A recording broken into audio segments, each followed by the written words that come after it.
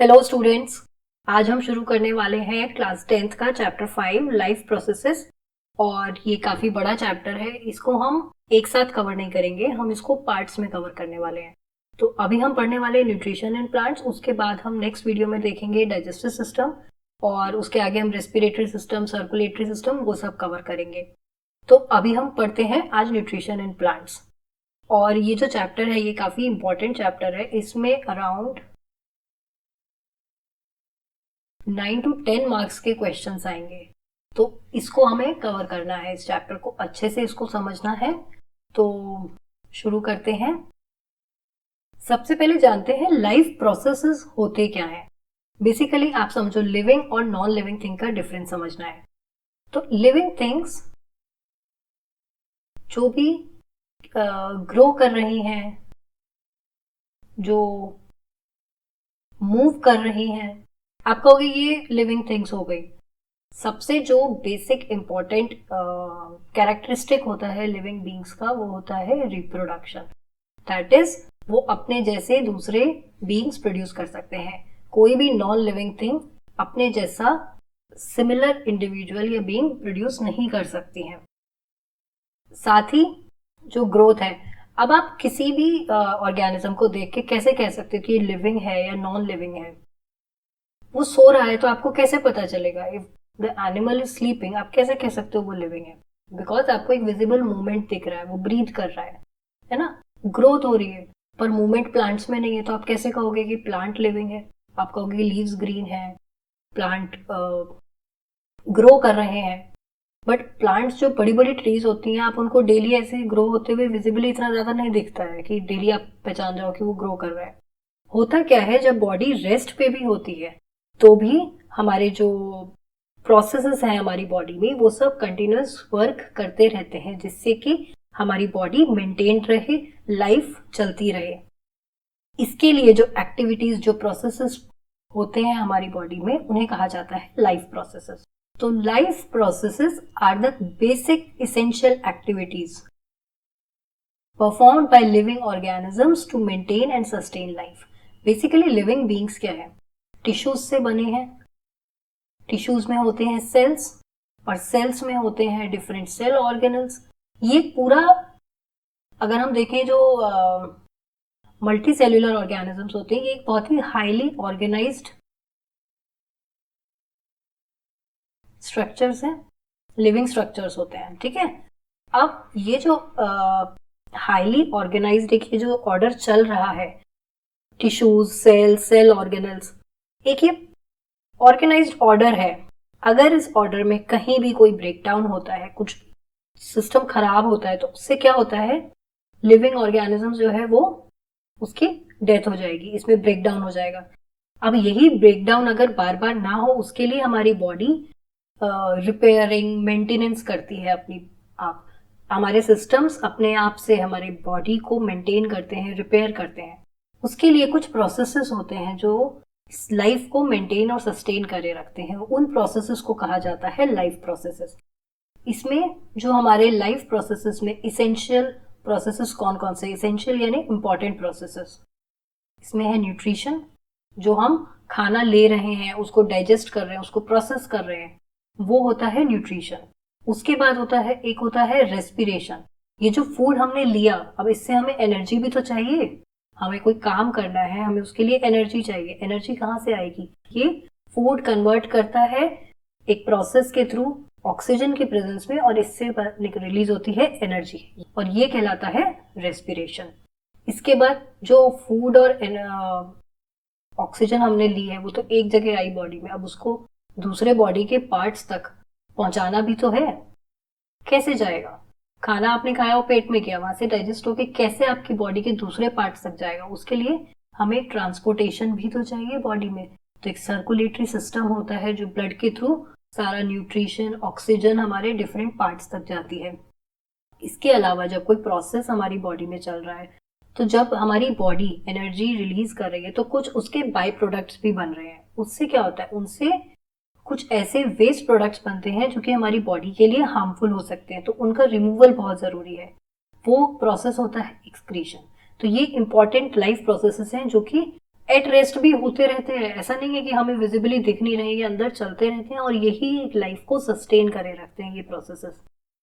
तो नेक्स्ट जो हम इम्पॉर्टेंट चीज देखने वाले हैं वो है न्यूट्रिशन। अब हम कोई भी काम कर रहे हैं, है ना, हमें साइकिलिंग करनी है, हमें वॉक करना है, हमें पढ़ाई करनी है, हमें उसके लिए भी क्या चाहिए, हमें एनर्जी चाहिए। हमारी बॉडी को एक स्टेट ऑफ ऑर्डर मेंटेन करके रखना है। जो अभी मैंने बताया ना कि हमारी जो लिविंग स्ट्रक्चर्स होते हैं they are very organised structures. तो इस ऑर्डर को, ये जो ऑर्गेनाइज्ड ऑर्डर है, इसको मेंटेन करे रखना ताकि सिस्टम का ब्रेकडाउन ना हो। उसके लिए हमें क्या चाहिए, एनर्जी चाहिए। ग्रो करने के लिए भी एनर्जी चाहिए, चाहिए कि नहीं चाहिए, हमें न्यूट्रिशन चाहिए, हमें न्यूट्रिएंट्स चाहिए जो हमको हेल्प करेंगे ग्रो करने में। साथ ही हमारी बॉडी को कुछ प्रोटीन्स सिंथेसाइज करना है, कुछ डिफरेंट सब्सटेंस प्रोटीन्स, जैसे प्लांट्स हैं प्रोटीन सिंथेसाइज कर रहे हैं, और दूसरे सब्सटेंसेस चाहिए बनाने के लिए। हमें क्या चाहिए, हमें एनर्जी चाहिए। और ये सब एनर्जी हमको कहाँ से मिलेगी, हमारे अंदर नहीं है, हमको बाहर से सोर्स करनी है, अपने अंदर बाहर से लेनी पड़ती है। और वो बाहर से हम किस फॉर्म में लेते हैं, हम उसे लेते हैं फूड की फॉर्म में। ये फूड हमें डिफरेंट टाइप से मिलता है, हम बाहर से ले रहे हैं अंदर। ये डिफरेंट डिफरेंट वेराइटी का है, मतलब इसमें बहुत सारे अलग अलग न्यूट्रिएंट्स है, फिर उनका ब्रेकडाउन होता है बॉडी के अंदर, ठीक है, और वो फिर डाइजेस्ट करके उसको एक सिंपलर फॉर्म में कन्वर्ट करता है, जिससे कि हम उसमें से हमारी बॉडी अपनी एनर्जी नीड्स को फुलफिल कर लेती है। न्यूट्रिशन जो होता है ना, ये न्यूट्रिशन 2 टाइप्स का होता है। एक होता है ऑटोट्रॉफिक और एक होता है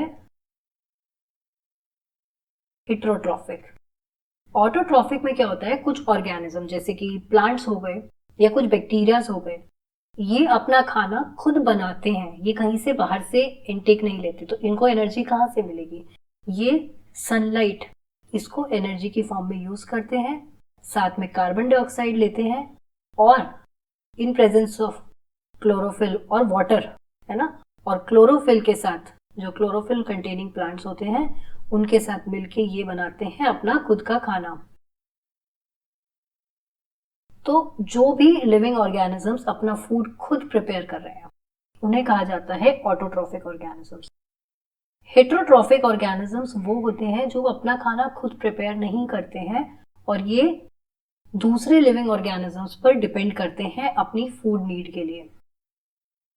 depend on other living organisms for food needs.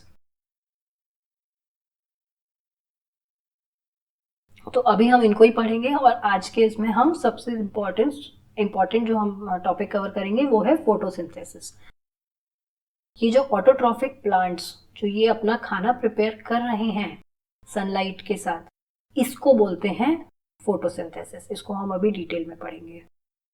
अब आप देखो, ये न्यूट्रिशन मैंने अभी आपको बता दिया, ऑटोट्रॉफिक और हेट्रोट्रॉफिक जो ऑर्गेनिजम्स अपना खाना खुद प्रिपेयर करते हैं वो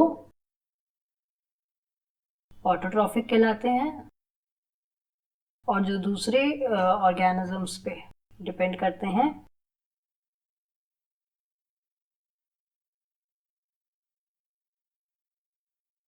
उन्हें हम कहते हैं हेट्रोट्रॉफिक। ये अपना खाना खुद प्रिपेयर नहीं करते हैं।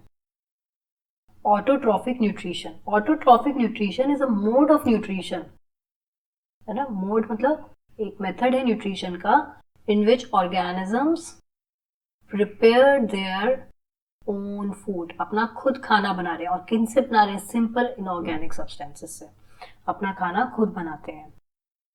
ये हमें देखने को मिलता है ग्रीन प्लांट्स में, एल्गी एंड सम बैक्टीरिया, कुछ बैक्टीरियाज में भी हमें ये देखने को मिलता है ऑटोट्रॉफिक न्यूट्रिशन, जहां ये अपना खाना खुद प्रिपेयर करते हैं। जो ग्रीन प्लांट्स होते हैं वो ये जो ऑटोट्रॉफिक मोड ऑफ न्यूट्रिशन है, मतलब जो ये अपना इनका जो प्रोसेस है जिसमें ये अपना खुद खाना बनाते हैं ग्रीन प्लांट्स, वो प्रोसेस कहलाता है फोटोसिंथेसिस।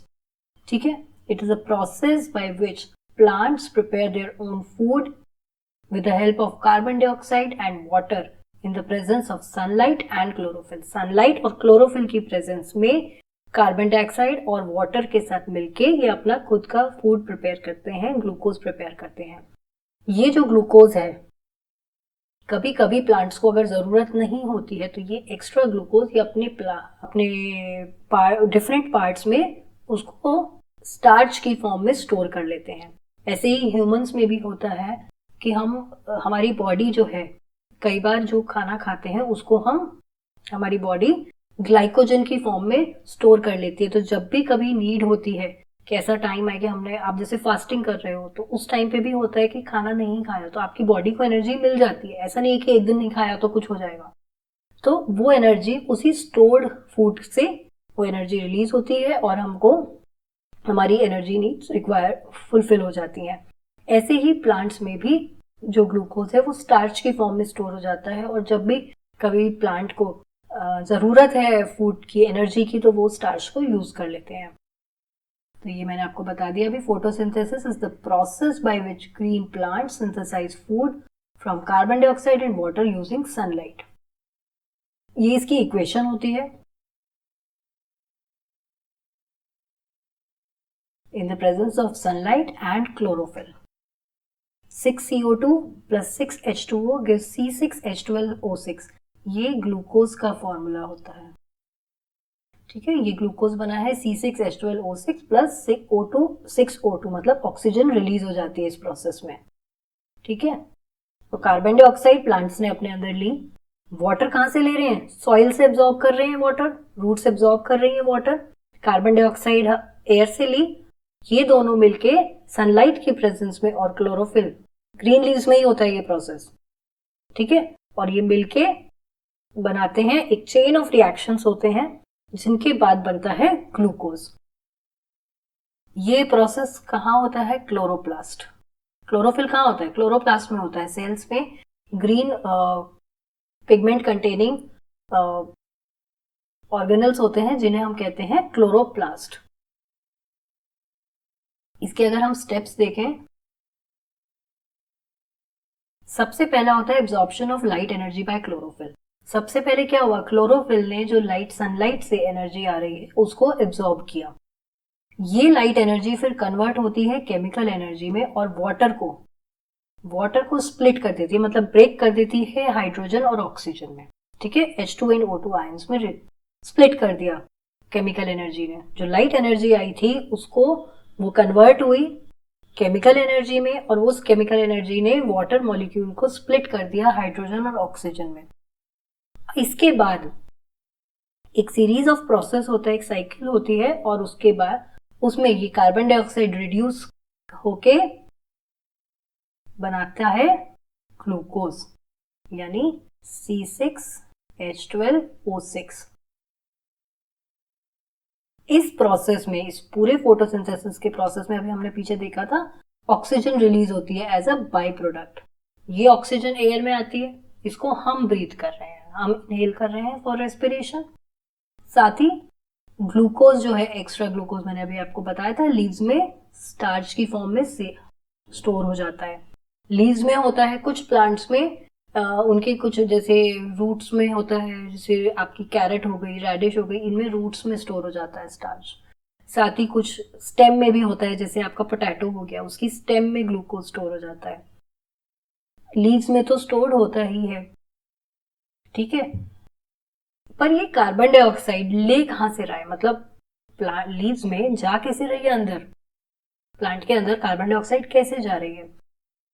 तो उसके लिए ये स्पेशलाइज्ड पार्ट होता है प्लांट में जिसको बोलते हैं हम स्टोमेटा।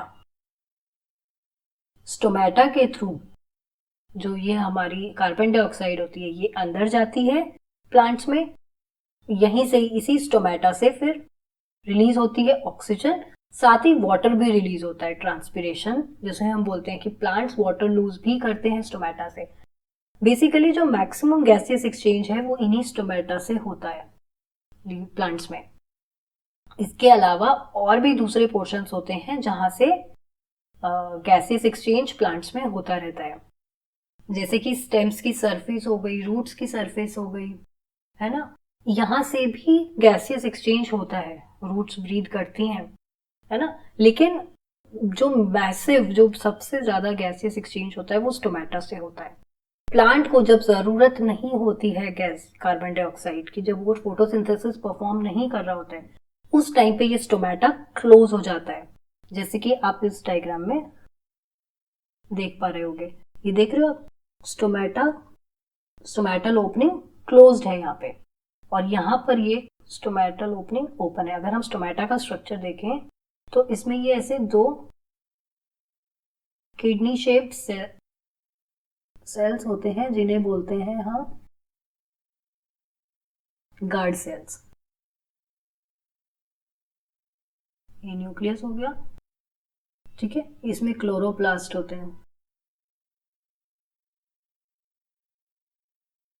ये जो यहाँ पे सेल वॉल थिक होती है इधर, और आउट साइड में सेल वॉल थिन होती है। ये जो ओपनिंग है इसे कहा जाता है स्टोमेटल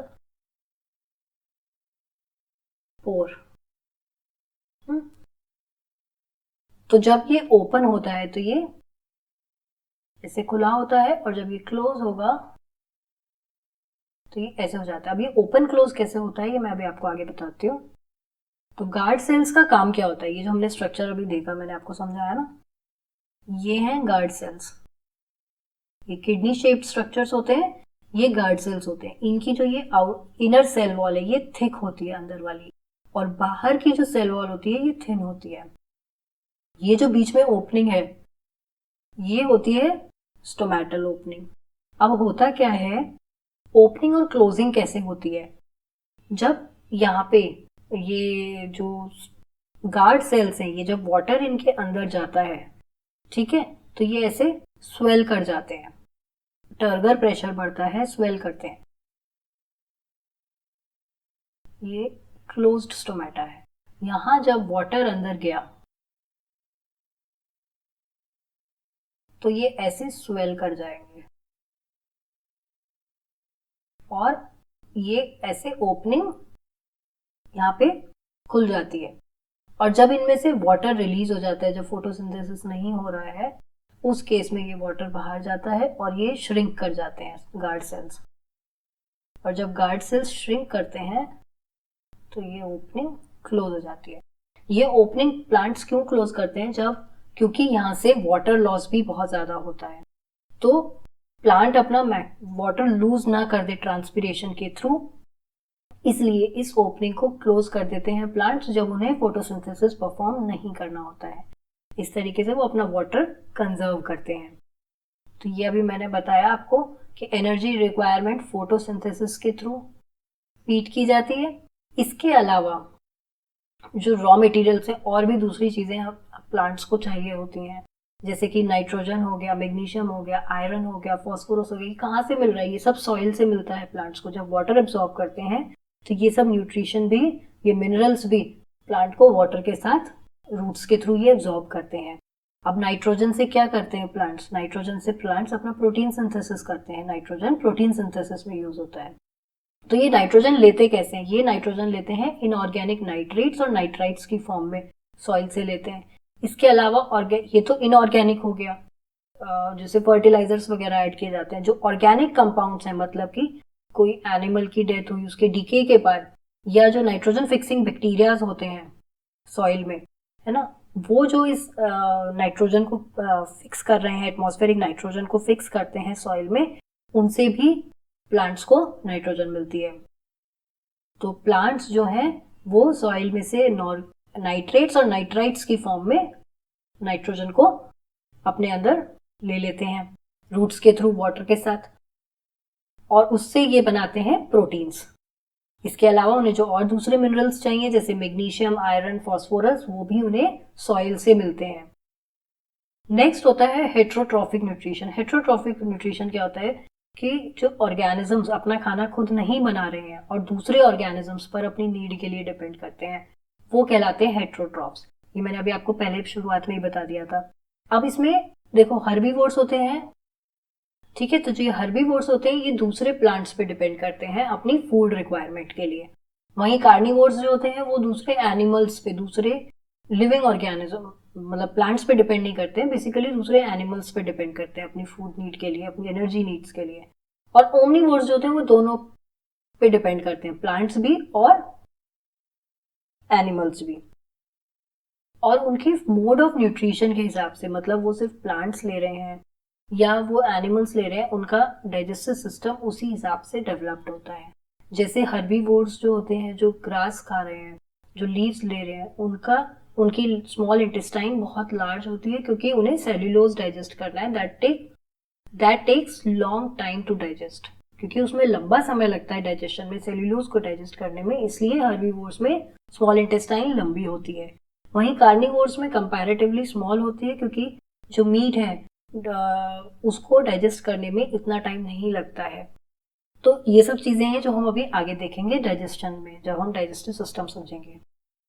अगर हम इसमें देखें, कुछ स्ट्रैटेजीज होती हैं जिससे हेटरोट्रॉफिक न्यूट्रिशन मोड में भी, जिससे ऑर्गेनिज्म अपना खाना ले रहे हैं, जैसे कुछ ऑर्गेनिजम्स होते हैं जो खाना अपना पहले ही अपनी बॉडी के बाहर डाइजेस्ट कर लेते हैं, उसके बाद वो उसको एब्जॉर्ब करते हैं। जैसे कि ब्रेड मोल्ड हो गया, फंगी जो होते हैं जैसे ब्रेड मोल्ड, यीस्ट, मशरूम, ये क्या करते हैं, ये कोई खाना खाते नहीं है कि कहीं से वो कर रहे हैं, वो क्या करते हैं, पहले ही अपना खाना आउटसाइड देयर बॉडी उसको डाइजेस्ट कर देते हैं, उसको ब्रेक डाउन कर देते हैं। जैसे ब्रेड पे आप देखोगे फंगी उग जाती है, वो क्या करते हैं, ब्रेड मोल्ड जो होता है वो पहले ही अपने कुछ सिक्रीशन से उसको अपनी बॉडी के बाहर ही उसने डाइजेस्ट कर दिया उस फूड को, और फिर वो उसको धीरे धीरे अपने अंदर एब्जॉर्ब करता है उस डाइजेस्टिव फूड को।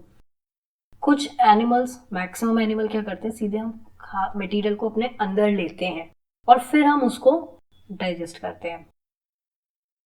तो maximum animals as a food material को अपने अंदर इंजेस्ट करते हैं और फिर उसको उनके अंदर बॉडी उसको डाइजेस्ट करती है। कुछ ऑर्गेनिजम्स दूसरे ऑर्गेनिज्म से न्यूट्रिशन ले रहे हैं विदाउट किलिंग देम। कार्निवोर्स क्या करते हैं, वो दूसरे एनिमल को मारते हैं और फिर उसको खाते हैं। बट कुछ ऑर्गेनिज्म ऐसे होते हैं कि वो उसको जो होस्ट ऑर्गेनिज्म है जिससे वो अपना न्यूट्रिशन ले रहे हैं उसको मारते नहीं है, उसको किल नहीं करते हैं, बस उसकी बॉडी पे स्टिक करके उससे अपना न्यूट्रिशन डिराइव करते रहते हैं। जैसे कि टिक्स हो गई, लाइस हो गई, लीच होती है ना, लीच भी पैरासाइट्स में आएंगे। They stick to the body और उससे अपना सक करते रहते हैं ब्लड, है ना। टेप वॉर्म बॉडी स्टमक में रहता है, वहां से अपना डाइजेशन स्टमक के अंदर लाइनिंग में स्टिक कर जाता है, वहां से अपना न्यूट्रिशन लेता रहता है। तो ये पैरासाइट्स कहलाते हैं, ऐसे ऑर्गेनिजम्स जो दूसरे ऑर्गेनिज्म से न्यूट्रिशन डिराइव कर रहे हैं विदाउट किलिंग देम, पर दूसरे ऑर्गेनिज्म के लिए कोई इनका बेनिफिट नहीं है इनके लिए, है ना, ये पैरासाइट्स कहलाते हैं। तो ये हो गया हेटरोट्रॉफिक मोड ऑफ न्यूट्रिशन। अभी हमने यहाँ पे सारा ये जो प्लांट न्यूट्रिशन था इतना पोर्शन हमने कवर किया है। एक वीडियो में लूंगी जिसमें मैं थोड़े से एक्सपेरिमेंट समझाऊंगी आपको कि क्लोरोफिल क्यों इम्पोर्टेंट है, फोटोसिंथेसिस के लिए क्लोरोफिल की रिक्वायरमेंट होती है या कार्बन डाइऑक्साइड रिक्वायर्ड होता है। मैं कुछ एक दो एक्सपेरिमेंट्स आपको समझाऊंगी एक वीडियो में, और उसके बाद हम डाइजेस्टिव सिस्टम पे चलेंगे। धीरे धीरे हम इसको पार्ट बाय पार्ट कंप्लीट करेंगे इस चैप्टर को। इतना पोर्शन जितना ये अभी मैंने आपको पढ़ाया है इसको पढ़िएगा, रीड करिएगा, और जो समझ में नहीं आता है आपको, आप उसके क्वेश्चंस, अपने डाउट्स मेरे को कमेंट्स में लिख सकते हैं। मैं एक सेशन पूरा ले लूंगी, सारे जब कुछ डाउट्स हो जाएंगे तो उनको इकट्ठा करके हम एक सेशन ले लेंगे। चलिए, तो आज का वीडियो यहीं पे खत्म करते हैं। अब हम मिलते हैं नेक्स्ट वीडियो में आपसे, जो मैं अभी नेक्स्ट वीक डालूंगी। उसमें मैं कोशिश करूंगी मैं कुछ एक्सपेरिमेंट समझाने की आपको कोशिश करूं विद डायग्राम्स, तो उस पर हम डिस्कस करेंगे नेक्स्ट वीडियो में। Thank you so much, bye bye.